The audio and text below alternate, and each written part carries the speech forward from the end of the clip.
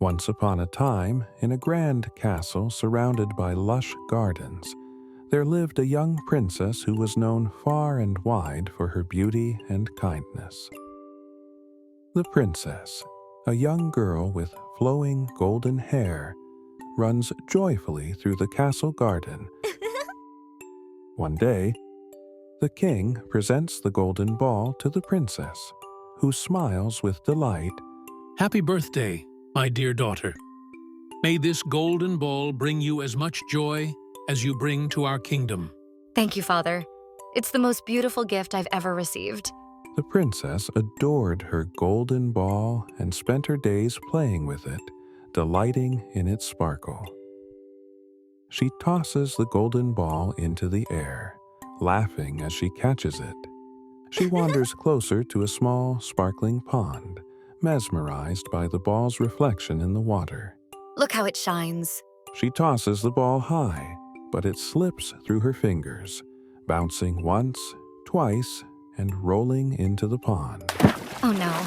She rushes to the edge of the pond, her eyes filling with tears as the ball sinks out of sight. The princess sits down by the pond, tears streaming down her cheeks. My beautiful golden ball. How will I ever get it back? Just then, she heard a voice unlike any she had heard before. Ribbit, my beautiful princess, why are you crying? The princess looks around, startled, but sees no one. Then, with a small splash, a frog leaps out of the pond and lands at her feet. A talking frog? This must be a dream. Not a dream, princess. I'm as real as your golden ball. Now why are you so sad? The princess hesitates, then wipes her tears and begins to speak. My father gave me a golden ball as a birthday gift, but it fell into the pond and now it's lost. The frog listens carefully, then hops closer.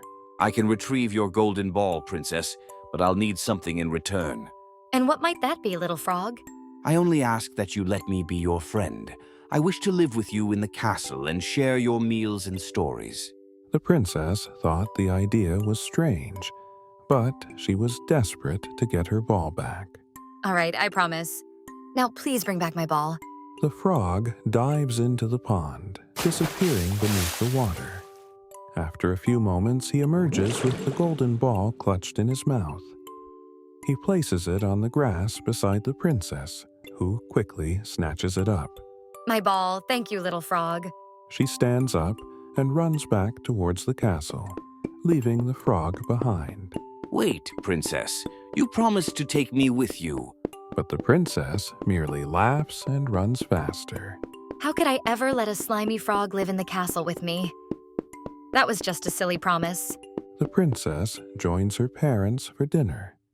The king and queen sit at a grand table, and the princess takes her seat.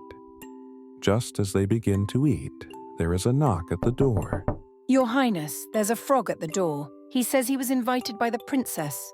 The king raises an eyebrow and looks at his daughter. Is this true, my daughter? Embarrassed, the princess recounted the events of the day. Yes, Father. I promised the frog he could live with us if he retrieved my golden ball. The king, known for his fairness, frowns slightly. If you made a promise, you must keep it, no matter how unusual. Reluctantly, the princess agreed, and the frog was welcomed into the dining hall. The frog hops up onto the table and looks at the princess expectantly. Good evening, everyone. Thank you for honoring your word, princess. The princess grimaces as the frog begins to eat from her plate, but she says nothing, hoping he would leave once dinner was over. However, when she rises to go to bed, the frog follows her. Ribbit, I'm quite sleepy, princess. May I sleep on your pillow? The princess is horrified, but remembering her father's words, she reluctantly allows the frog into her bed. That night, the princess lay awake, keeping as far away from the frog as possible. The next morning, the frog wakes the princess with a soft voice. Good morning, princess. I have one last request. And what might that be? All I ask is for a kiss. Then I will leave you in peace. The princess is furious at the request, but also eager to be rid of the frog. Fine, one kiss and you're gone. She leans down and quickly kisses the frog on his cold, damp forehead. As soon as her lips touch him, a bright light fills the room, so blinding that the princess has to cover her eyes. When the light fades, the princess looks back to where the frog had been and gasps. Standing before her is a handsome prince, his eyes filled with gratitude. Wow. Who are you? What happened to the frog? Thank you, dear princess. I was cursed by an evil witch to live as a frog until I received a kiss from a true friend. Because of your kindness, the spell is broken. The princess was stunned but also overjoyed. I'm sorry I judged you by your appearance. Can you ever forgive me? The prince takes her hand and smiles warmly. There is nothing to forgive, my princess. You have shown great courage.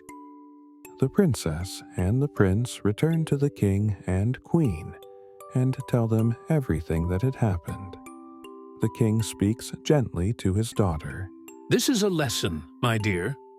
We must never judge others by their looks alone. True beauty lies within. The prince and princess walk by the pond where they first met. My princess, will you marry me and come to live with me in my kingdom? The princess smiles, her heart light. Yes, my prince. I would love nothing more. As they share a tender moment, they hear a familiar sound. Ribbit, ribbit.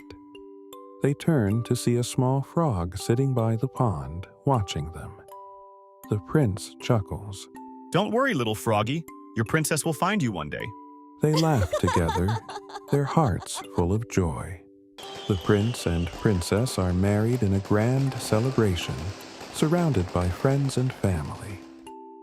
And so, they lived happily ever after, their hearts filled with love and understanding.